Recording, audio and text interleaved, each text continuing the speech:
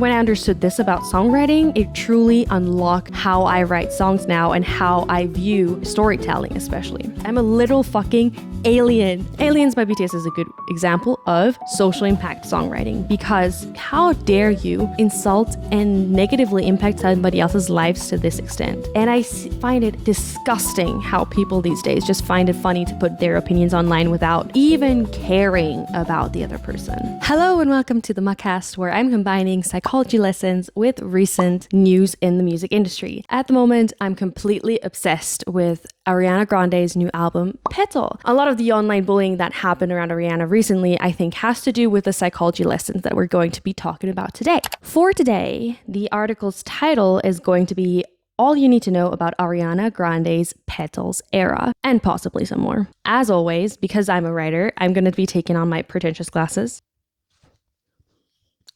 Now let's talk about the three languages that Ariana uses: the local, global, and personal. The most overlooked reason why I believe Petal is an ingenious album lies in the fact that the narrative plays with cute but crazy yandere on a triad of layers.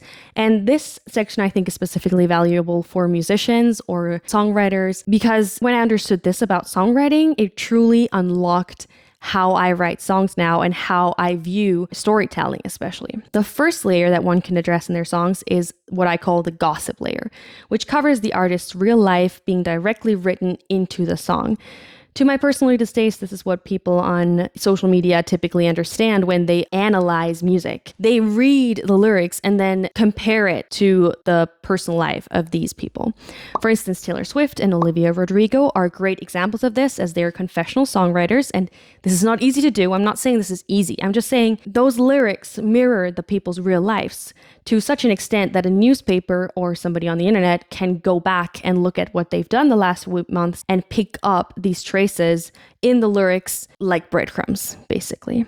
It's a very vulnerable way of being, one that scarred many artists greatly. I'm sure you can think of many examples, and certainly it has scarred Ariana in the process. With the great price of privacy comes a great reward, and that is trust, a very fragile entity.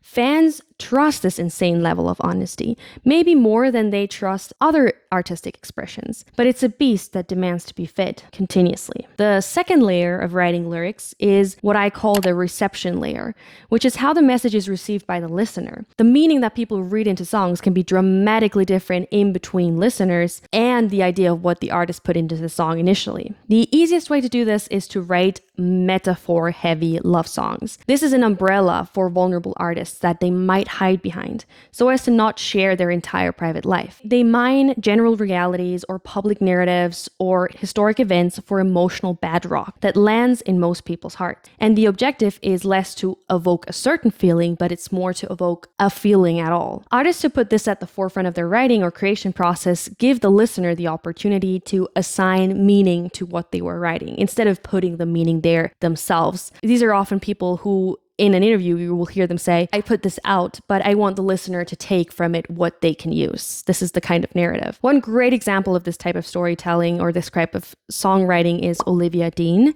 who doesn't talk much about her private life and still manages to write really great lyrics about love in a very convincing manner, because her lyrics are very well written and open-ended, and they play with a lot of metaphor, so they will hit something inside you. Then there's the third layer, which I think is the most ingenious one because I like psychology, and this is what I call the social impact layer. This is when a song like Aliens by BTS, which is one of my all-time favorite songs of this year, ever since Ariana Grande came out, this was the song I was betting on. I'm an alien resident in Taiwan. I am an alien resident in Korea. I have 2 alien residency cards. I'm a little fucking alien. And when I saw the title Aliens on that track list of Ariana, I was like, holy shit, they didn't. I love Aliens by BTS.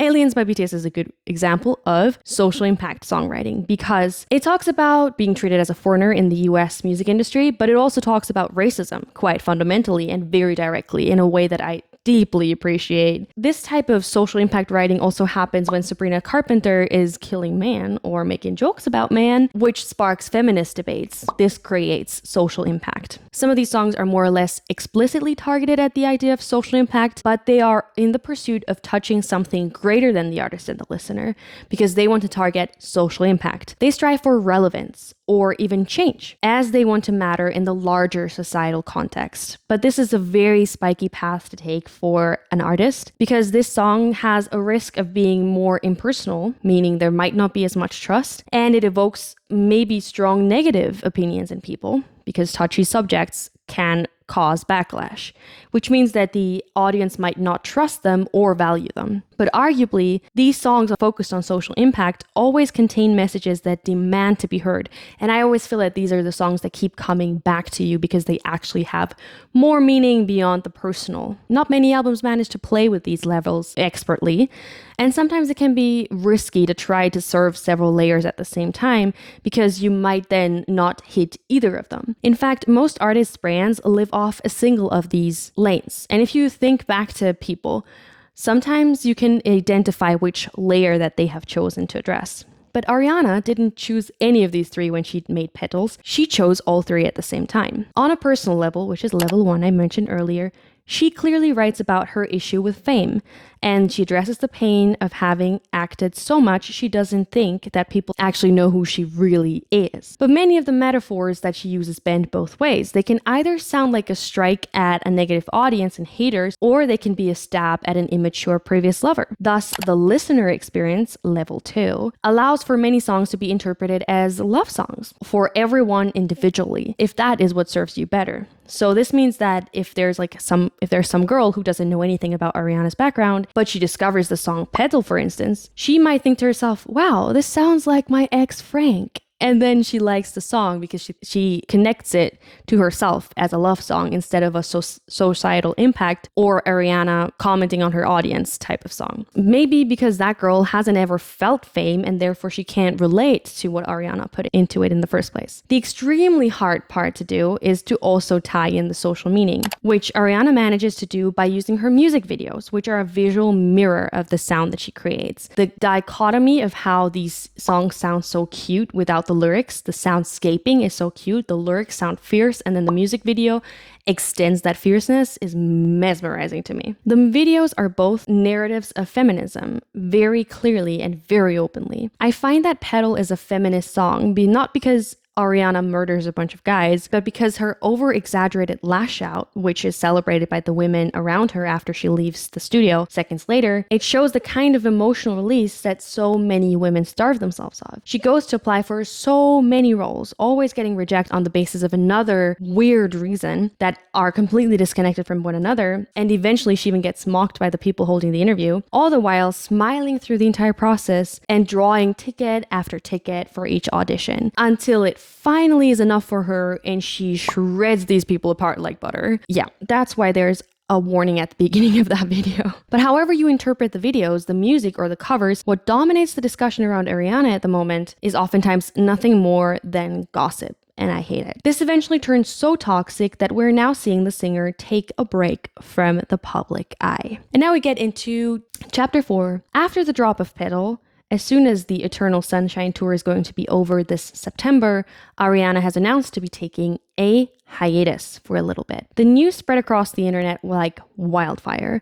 YouTubers who've been haunting her for the past months already, accusing her of all kinds of crazy things, now jump to the mic, seizing their last chance to access her fan base in a negative way. And honestly, it's really cringy to watch. I've seen some of these people comment on her negatively for months, and I sit there like, can you just shut up? Like, who cares about your opinion? How dare you insult and negatively impact somebody else's lives to this extent? One of the main rules for me for this channel is that if there's something I dislike, I just don't comment. Because by commenting, you give either the other person or yourself a leverage. Even if you hate on somebody, that's somebody else's financial outcome. If I dislike something, I'm not going to comment on it because that's just giving the other person power that I didn't intend to give. For an artist who put in work, even if I dislike their songs, who am I to put them down? They put in hours, months, probably maybe years worth of work into learning these skills, honing those skills, producing those songs, writing those songs. I wouldn't dare insult them that way? And I find it disgusting how people these days just find it funny to put their opinions online without even caring about the other person. And all of that when they were most likely the reason that Ariana stepped away from the public image in the first place. Her body has been scrutinized even more aggressively since the start of Wicked, and an increasing number of people seem to deem it useful to pretend to care about her,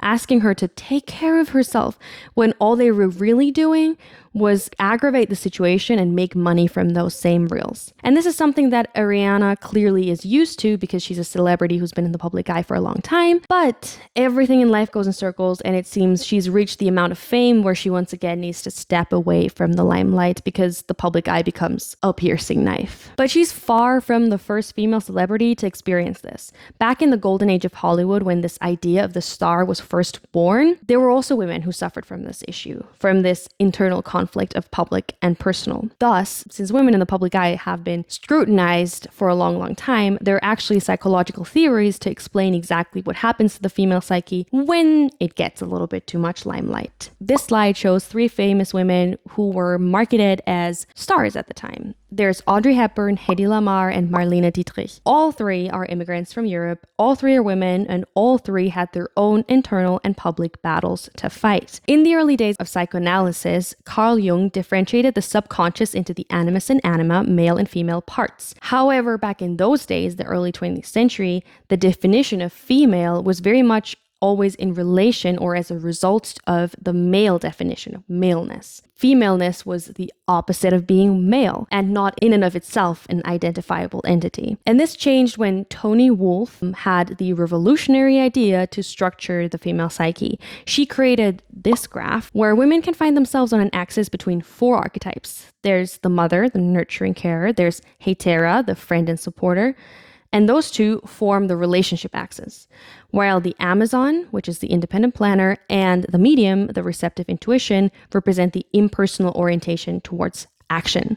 You can put yourself on that graph, by the way, if you would like to. The 3 women who struggled with their identity in the past, Audrey Hepburn, Marlene Dietrich, and Hedy Lamarr, can thus be placed on this axis that Toni Wolff created, and you can see them as the gray pictures here. The graph in and of itself gave women in therapy something to work towards, which is basically to end up in the middle of the graph, meaning that friendship and love are integrated, as well as there should be a balance between goal-seeking behavior and intuition. But for women in the public eye, there's another factor that holds them from meeting in the middle, and that is that they have a private and a public persona, which can oftentimes lie very far away from each other. According to public identity theory, the further that these 2 things are away from each other, the further the public is away from the private and vice versa, the more internal conflict this person will be having to deal with. If you look at this slide again now, it suggests that Marlene Dietrich, whose personal identity, gray, and public identity, golden, are quite close to each other, are more similar than those of Hedy Lamarr, whose private and public personas are further away from each other, thus causing more internal conflict. This doesn't, however, naturally mean that Hedy Lamarr struggled more than Marlene Dietrich, because there's 2 factors here that we also need to consider, and this is firstly resilience, how sensitive is the individual to this internal conflict, and secondly, how aligned is the public persona, the golden one, the golden dot, with the ideal woman at that time in the public eye. This is something that I've discussed in this previous video. If you want to learn specifically about the ideal women and how they circulate through time, I think this is a fascinating topic. You can check out this video. It will be linked down below too. In Ariana's case, she's already been surrounded by rumors of wanting to change her public persona for a long while, as people theorized she would cease being a pop star at all after she filmed Wicked. And Petal is a way for her to kind of maybe get back closer to her private persona in her public image, and some people seem to not like to acknowledge that.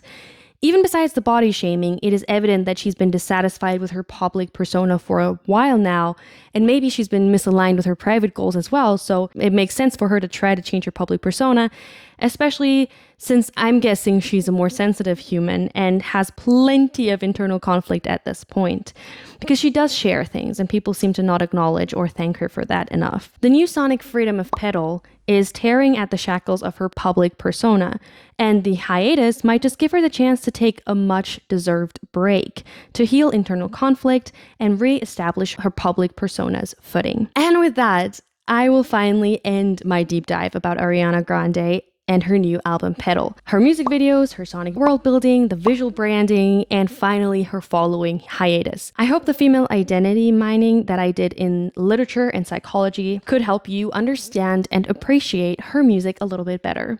One important thing to keep in mind when we discuss celebrities like Ariana Grande or anybody else is that we will never have the full story, and that is okay because we are not entitled to it. They don't need to share everything with us either, because I think in the first place, they're artists. They're only required to deliver art, and Ariana has done a great job at that, at least in my opinion. After all, the idea of stars who give us insights into their illustrious lives is just a marketing concept that was invented by production companies in the early 20th century in Hollywood for women that they wanted to market. I think it's high time we cast away the idea of the psychologically challenged star with it. And with that, I want to say thank you for reading and thank you for coming by on the Mugcast. If ever you're interested in being the first one to read a new review from me, you can follow me over on Medium, where I always write my articles a few days ahead of posting them here on YouTube. If you would like to see more psychology lessons on music, hit subscribe and like this video. And you can also tell me which topics I should be tackling next or suggest music that I should be talking about. I hope you had a nice cappuccino with this episode. I send a warm hug from my mug to yours. See you soon next time somewhere on Hannah's Café. Bye bye!